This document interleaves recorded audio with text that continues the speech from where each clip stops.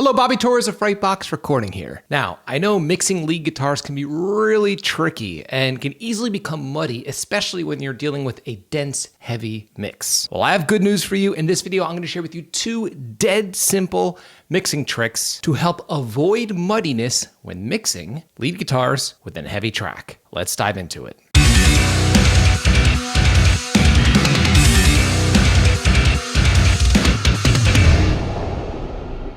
All right, so without any further ado, I'm gonna play an audio sample back for you, and then I'm gonna show you these 2 super simple mixing tricks that'll help enable you to mix lead guitars within a dense heavy mix. And be sure to stick to the end because I'm gonna share a bonus tip for you that most people on the internet don't talk about, and it's a shame. All right, let's check out the audio sample, and we'll dive into it.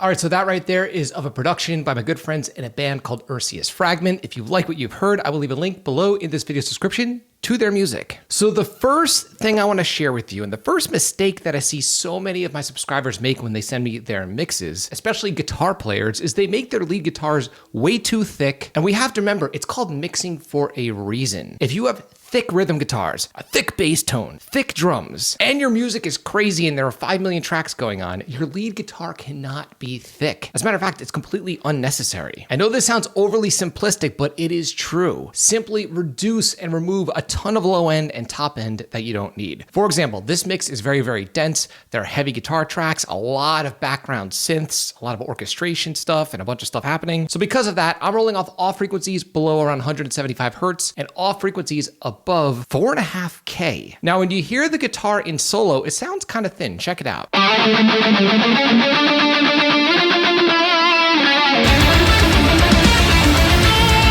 In context of the mix, it sounds great and it has its own specific spot within the mix. Again, I share this all of the time, but people still send me tracks where their lead guitars and guitar solos are way too bright and way too thick, and they constantly conflict with the rhythm guitars and everything else. I know it's so tempting to listen to your guitar in isolation, but again, it's called mixing for a reason. It doesn't matter what your guitar sounds like in solo. It's how it sounds in context of the rest of the mix. Okay, now the next one is a big one. A lot of us guitar players, we want a nice ambient sound. We want our leads to sound big and atmospheric. And when we start out, the first thing we generally tend to do is stick a bunch of reverb on our lead guitars. Now, this can be cool if you're going for an 80s thing or maybe a retro thing. Sometimes I'll use reverb on the lead guitars. But again, a lot of people will send me their mixes and they're looking for a modern production, a drier production, a more punchy production, and they're sticking a ton of reverb all over everything. The secret to adding depth to guitar solos and lead guitars in a way that's extremely subliminal, yet while still being very atmospheric in a subtle way, is to use a timed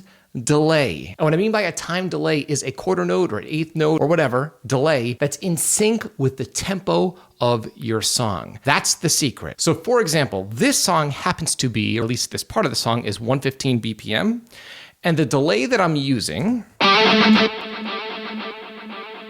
the stereo delay that you hear right there, is in sync with the song. Let's pull it up. And it doesn't matter what delay you're using. I'm using an old Waves delay. You could use a stock delay within your DAW. A delay is a delay. It's just copies of the same sound being repeated and decaying over time. So as you can see right here, I'm using a quarter note delay and it's synced to 115 BPM. So simple, yet people don't even think to do it. I follow a very simple rule of thumb actually. If I want the delay to be obvious, I don't sync it to the song. If I want the delay to be subliminal and to add depth to my leads, I will sync it to the tempo of the song. And again, when you hear the actual solo, you don't really notice the delay, even though I'm using a lot of delay. Check it out.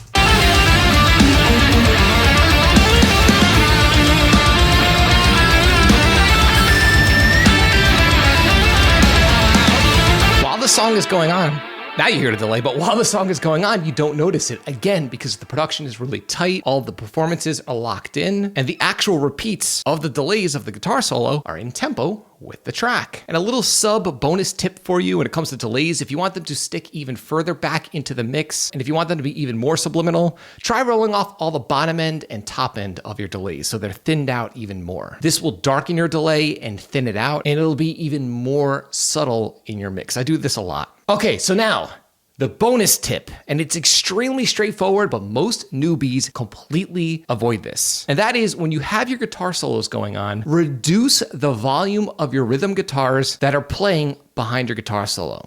So for example, if we look at my automation line on my rhythm guitars here, I'm reducing my rhythm guitars by 2 dB when the solo kicks in. Now I know so many of us avoid automation because it's not fun. It's much more fun to talk about amp sim plugins and different impulse responses and different compressor plugins, but automation makes a massive difference. And so many times people will send me their mixes and say that things are stepping on top of each other. And the reason is they're not using automation. And this is especially important when you have a dense mix with 5 million things going on, like this one. There is no way that this mix would work without automation. Again, you have synths going on in the background, multiple guitar tracks, technical guitar parts happening, technical drum parts happening, a thick drum sound, a clanky bass guitar tone. If I didn't have automation in this mix, things would constantly be fighting with one another. All I did here is during the solo, I just reduced the volume of my rhythm guitars by 2 dB, and when the solo's over with, the rhythm guitars go back to normal. Check it out.